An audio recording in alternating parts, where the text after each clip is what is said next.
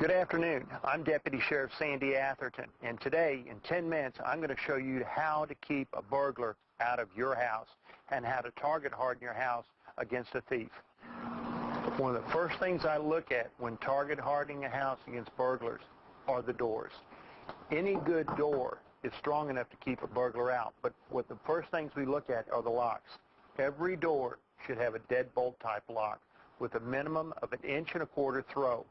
But that's not all. On the door frame, in the lock well and the strike area where the door deadbolt goes in, it should also be 1.25 inches deep with a good metal strike plate with at least 2 long screws holding that lock strike plate in place on the door.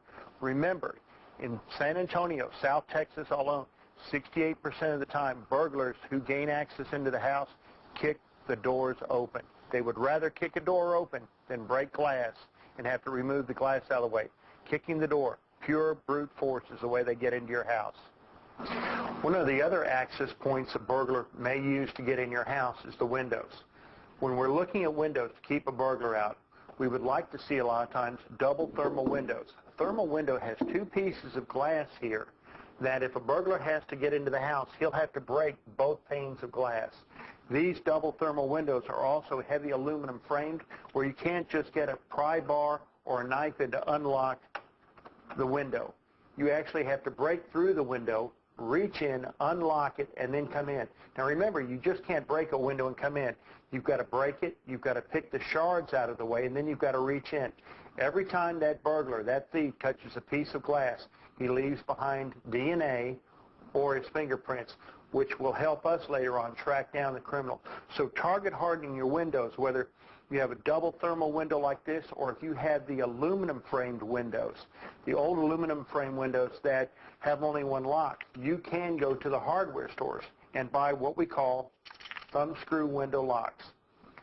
A thumb screw window lock is simple, it's easy to use, and it affixes to the side rail and tightens down. That forces the burglar and forces the window to be better secured and forces the burglar once again to break the window open if he gets in.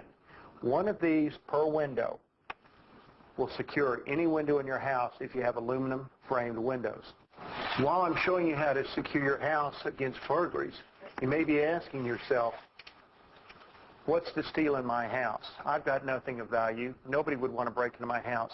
We've seen trends in burglaries over the years that now they're not only coming into your house for your monetary value, but they're also coming in for your personal financial paperwork. What's personal financial paperwork? Your bill statements, your bank statements, anything that has your bank account number on it, has personal financial information like credit card statements, debit card statements, anything with your address, your age, even your Medicaid paperwork that comes in the mail. This is something a thief will pay for. An identity thief is looking for paperwork like this and is willing to pay for it. For senior citizens who have a lot of medications in the house, they're looking at those too. A lot of these thieves may not be the smartest people in the world, but they do know what the pills are. They know what pills are worth certain amounts of money. Medications, painkillers, anything that you would keep in your medicine cabinet, there is an active market for those medications. And they were going to come into your house and look at those also. There is nothing safe in your house they don't want. Another way of keeping your home safe is thinking about outside barriers. Just a simple gate like this can keep an intruder from entering into your house. Gates are good, but they need to be locked with a good padlock and signage on the gate, either saying trespassers, stay out, or beware of dog signs. You don't have to have a dog, but just the fact of knowing that there could be a dog in the yard will usually a lot of times put a thief off a house and send him someplace else. Keeping your gate locked, that's one of the most important items. If you have a service access to your property, whether it's an alleyway or a walkway, you may want to think about putting signage on your door, on your gates, or on your fences out here to put an intruder off. The beware of dog sign wired to your fence here or down to a gate down there is also another area or another barrier that you're going to put up to keep an intruder out of your house. These signs are simple, they're cheap, they're about $2 a piece at any one of your local hardware stores. One of the cheaper tools you can use around your house to keep an intruder or a thief off your property is security lighting.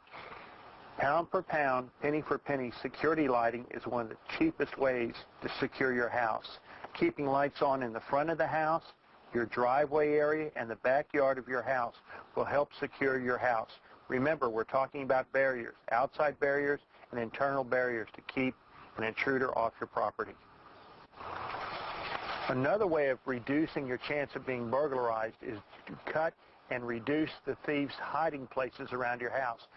Cutting your bushes down so a thief will not have a place to hide or to stay behind while he's breaking into your house. Taking him down to a minimum of about 3 feet will reduce your chances of being broken into. Thieves like places to hide. This would be a good place for a thief to hide.